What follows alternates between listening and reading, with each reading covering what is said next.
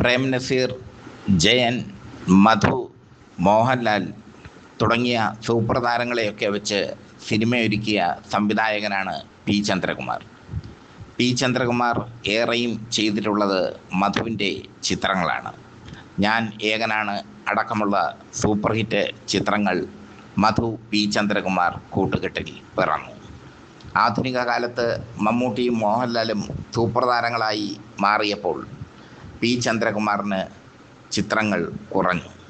അദ്ദേഹം തീരെ അവഗണിക്കപ്പെട്ടു. അങ്ങനെ അവഗണിക്കപ്പെട്ട പി ചന്ദ്രകുമാർ ഒരു ചിത്രം നിർമ്മിക്കാൻ തീരുമാനിച്ചു. ബൈബിളിൻ്റെ കഥയെ ആസ്പദമാക്കി ആദ്യപാപം എന്ന ചിത്രം. ഈ ചിത്രം നിർമ്മിക്കാൻ ഈ ചിത്രം സംവിധാനം ചെയ്യാൻ തീരുമാനിച്ചപ്പോൾ അതിൽ ആദവും ഹവ്വയും ആരൊക്കെയാകണം എന്നതായിരുന്നു ചിന്ത. ആദമാകാൻ പുരുഷന്മാർ ഒരുപാടുണ്ട്, പക്ഷേ ആര് ഹവ്വയാവും? കാരണം ചിത്രത്തിൽ ഉടനീളം ഉടുതുണിയില്ലാതെ അഭിനയിക്കണം, നൂൽബന്ധമില്ലാതെ അഭിനയിക്കണം. അതിന് പലരെയും ചന്ദ്രകുമാർ സമീപിച്ചു. പല മുൻനിര നായികമാരും വഴുതിപ്പോയി. രണ്ടാംകിട നായികമാരും അതിൽ അഭിനയിക്കാൻ വിസമ്മതിച്ചു.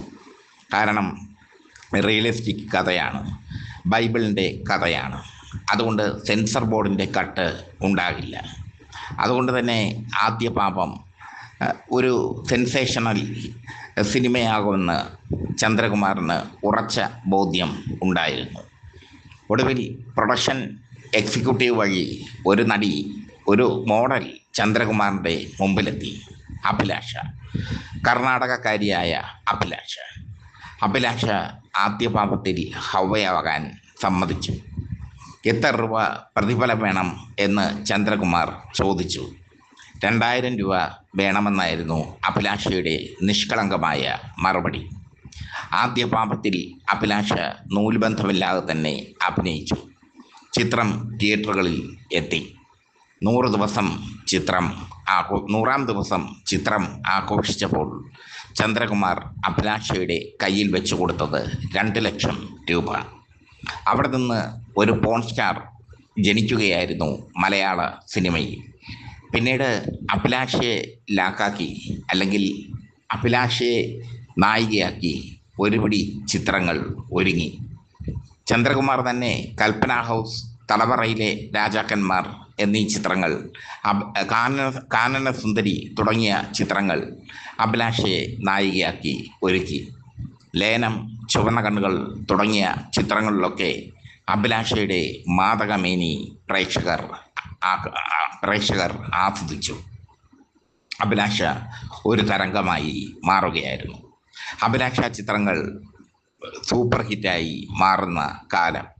സൂപ്പർ സ്റ്റാർ ചിത്രങ്ങൾക്ക് തുല്യമായി ഇനീഷ്യൽ കളക്ഷൻ നേടുന്ന ചിത്രങ്ങളായി അഭിലാഷ ചിത്രങ്ങൾ മാറി.